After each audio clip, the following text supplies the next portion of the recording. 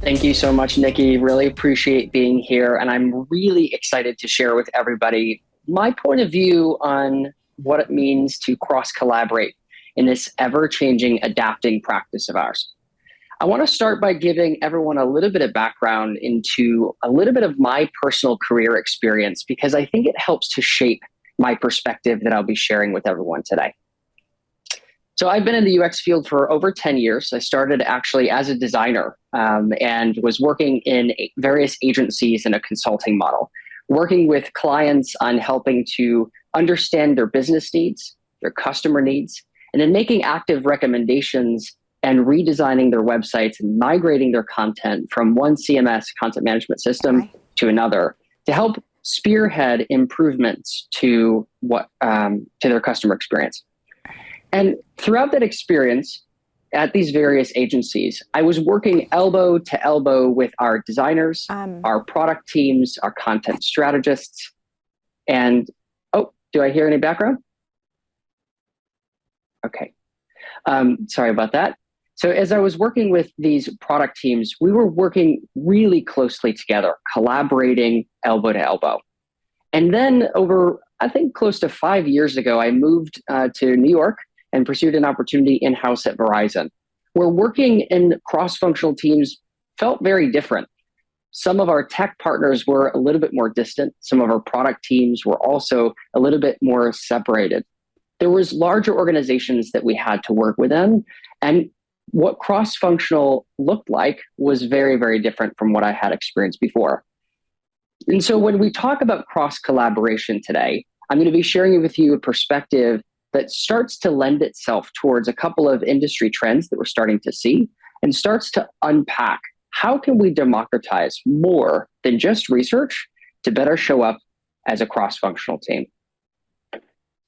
So of course, I want to start by unpacking the definition of what I mean when I say collaboration.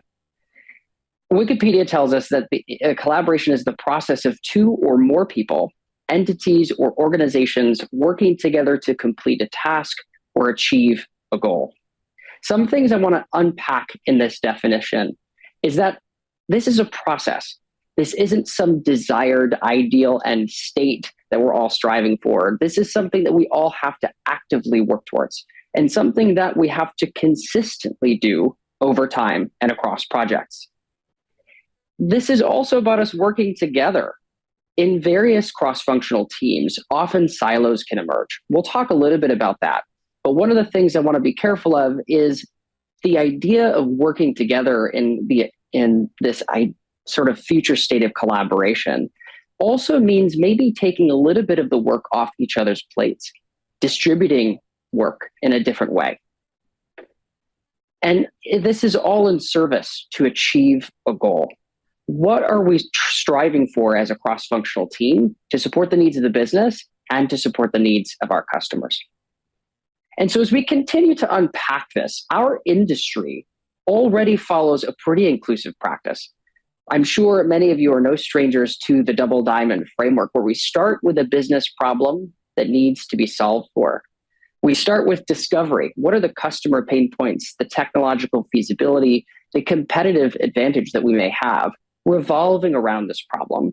We seek to define opportunity areas that we can manageably solve, and then we develop solutions and deliver those solutions for our customers and for our business partners, and ultimately for our teams.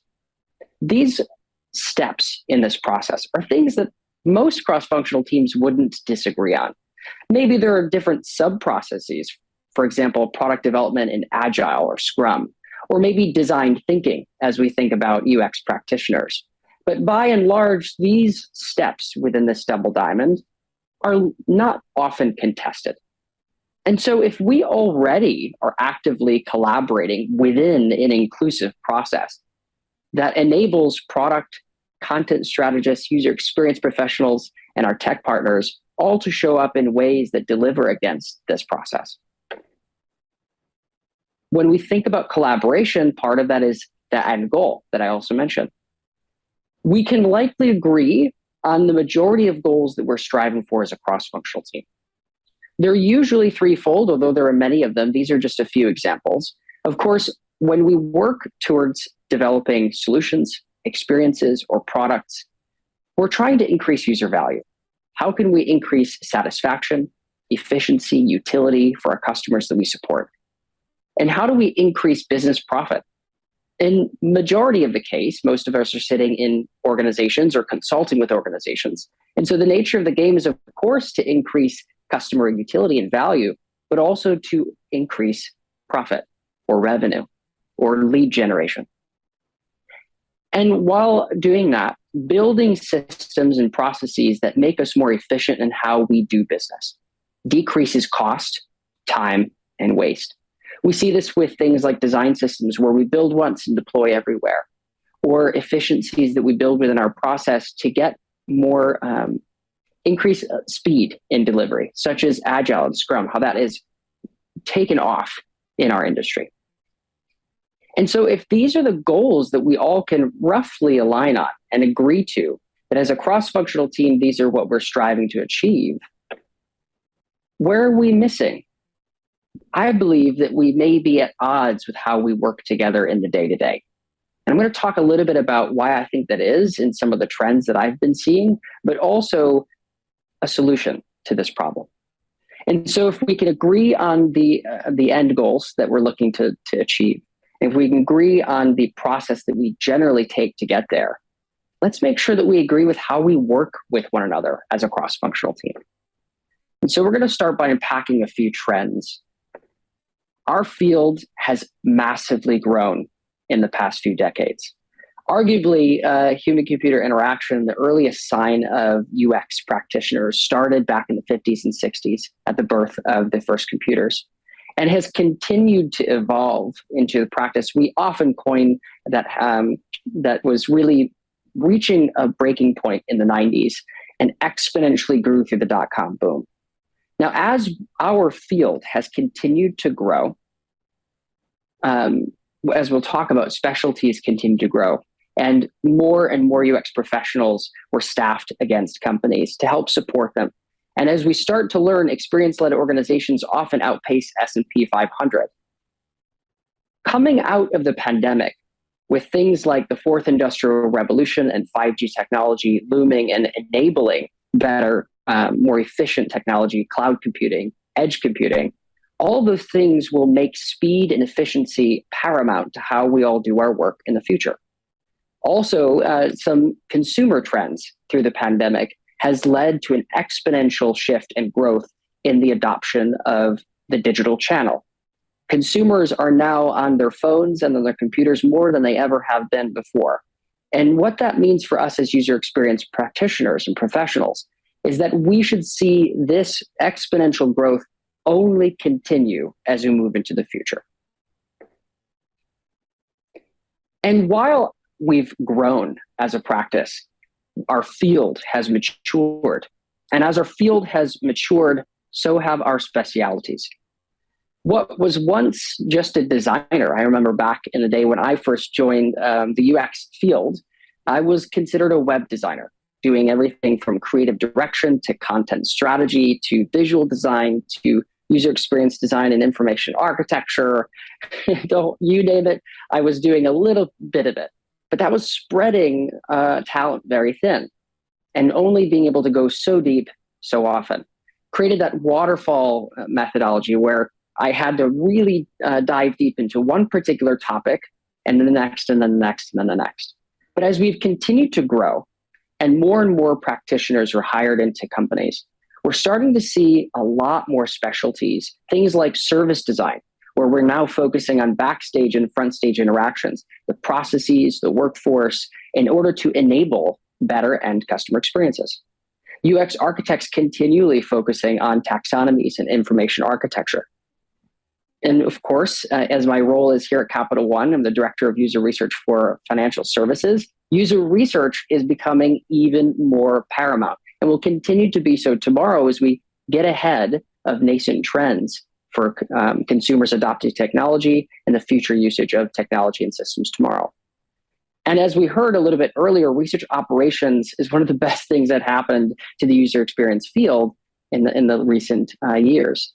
And so research operations coordinators or research ops managers are starting to come into the fold to really own some of those processes and enablement for teams to really focus on delivering the work.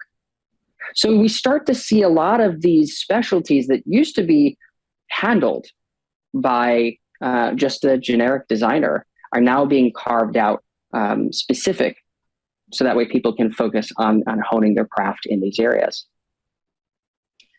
And now when we think about as specialties grow, role crossover does as well. This is blurring the lines. Organizations have many different title schemes, often intended to create or to promote some of this crossover. For example, when I was in agency, they had UI developers, also known as creative technologists. Folks who focused on delivering front-end development, but with a creative lens, could really lean into animations design and visual design as a backup practice. We see that in when I was at Verizon, they had product managers called experience managers, really focusing on building a bridge between experience management and experience designers and experience researchers. These titles create purposeful crossover to sort of amplify the role that we play as a cross-functional team, that we're striving for those same goals that we talked about earlier. Now, in the State of User Research report that was delivered by User Interviews, 20% of those surveyed were not even researchers at all. What does that say when a fifth of the people who are being surveyed to look at the future of user research practice are not even researchers by title or trade? That shows that democratization has become so pervasive that we may have product owners or designers conducting research so often they may not even have a dedicated researcher on the team. And as we've continued to see our craft and our field grow, design leadership has also grown. I believe it was 2020 is when they had 14,000 VP plus design roles out there in the marketplace, just in the United States alone, which shows that we're playing a stronger role at leading companies through successful change and really being drivers of the roadmap. Now that starts to blur the lines with product or maybe business professionals who used to be the sole owners of those things in the past.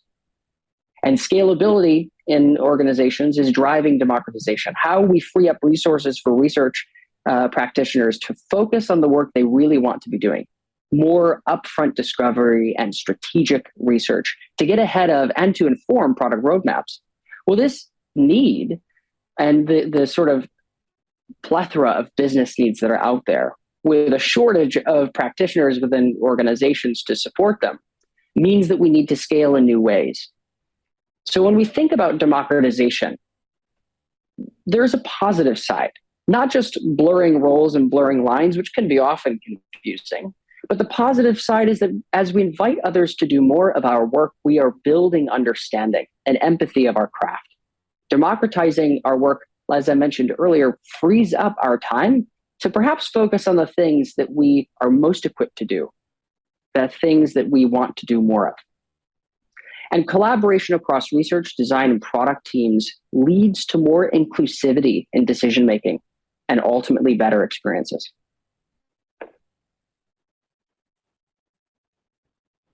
And so all of these trends start to show that our field is growing, our specialties have grown, and some of the lines are beginning to blur from those traditional roles.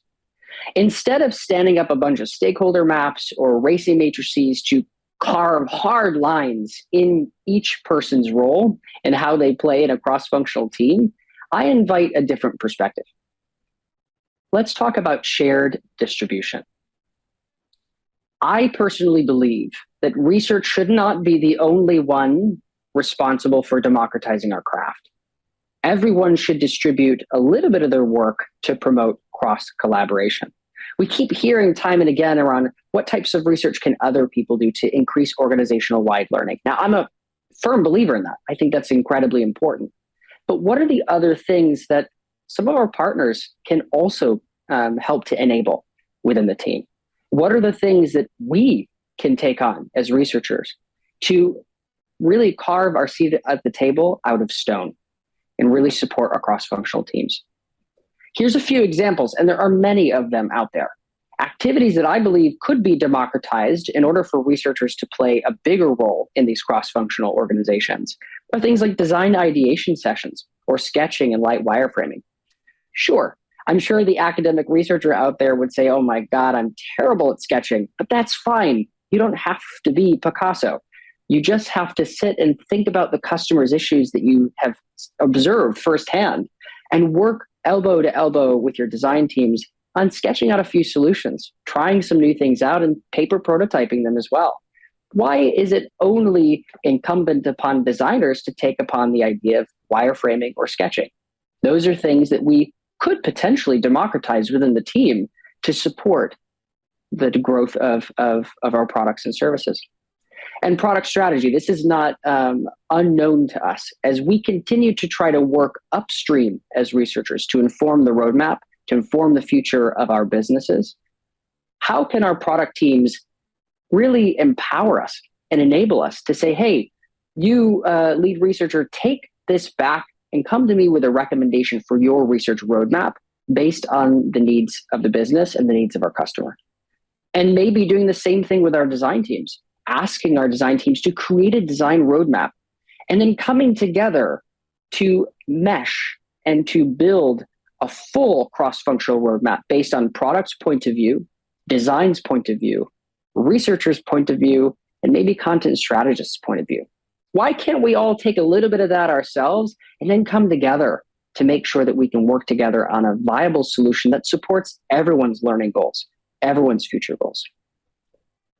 And glossary building. This is one that I think is really interesting. As I was thinking through this, a lot of our content strategists and UX writers are leveraging the language of our customers to get closer to their understanding, build deep mental models, and support intuitiveness of interactions in our systems that we design.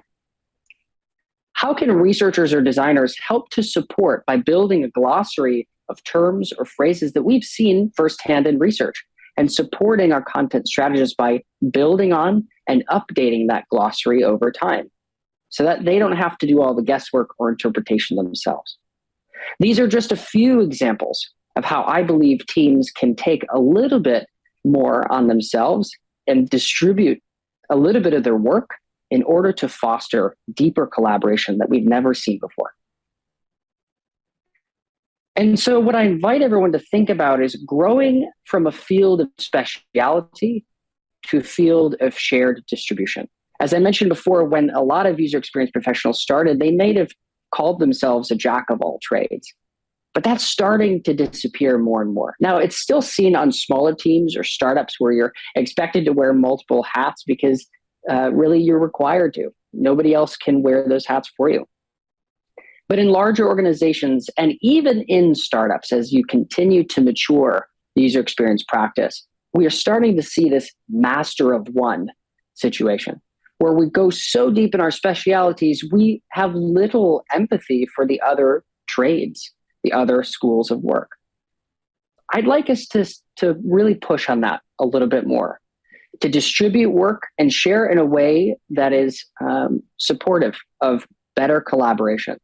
And so as we think about democratization tomorrow, I'm not just thinking about research. How do we democratize more of our individual crafts to support the day-to-day responsibilities of the team and ultimately more success? And so democratization may look a little bit different than what we call it today. And I want to invite everybody to be a part of this journey, rather than just informing you my point of view on how we can take collaboration to the next level with cross-functional teams. I have a few ideas of how you can start to take this back coming out of today with your teams that you work with. Of course, continuing with unpacking what it means to democratize, the action of making something accessible to everyone. When we are talking about research democratization, we are including in that conversation the building of tools, the supporting with training, maybe providing ample time for consultation.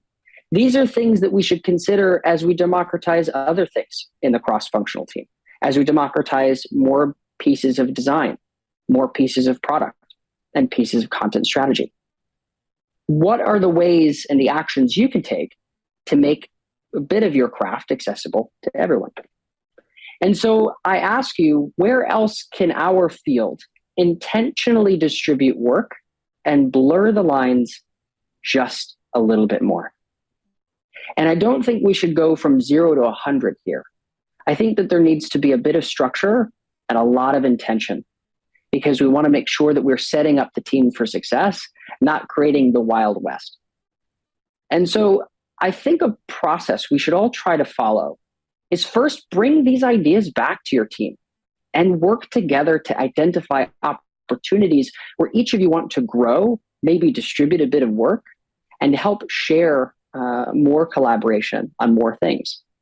Once you've identified opportunities that feel right, a little bit of each role or pieces of each of your crafts within the cross-functional team, I invite you to create some structure, just so that way you have the tools, the governance, the support for quality, so that way everyone knows what they're doing, what their responsibilities are, and how to get that work done. There's a bit of accountability there. And after you create that structure, I invite you to pilot it. It's not something you have to immediately scale to the entirety of your organization, but something that I invite you to just try out, see how it works, change over time, and evolve your practice. So that way cross-collaboration is seen more as just a team of silos, but is seen as a team that comes together and works together towards those common achievable goals. Thank you, everybody, so much for listening. I really appreciate the time today, and I hope that you took something away from this talk, this idea of furthering cross-collaboration to improve and deepen empathy with each of our work, and taking it back to your teams to see what you can pilot, what you can add structure to, and what you can try out.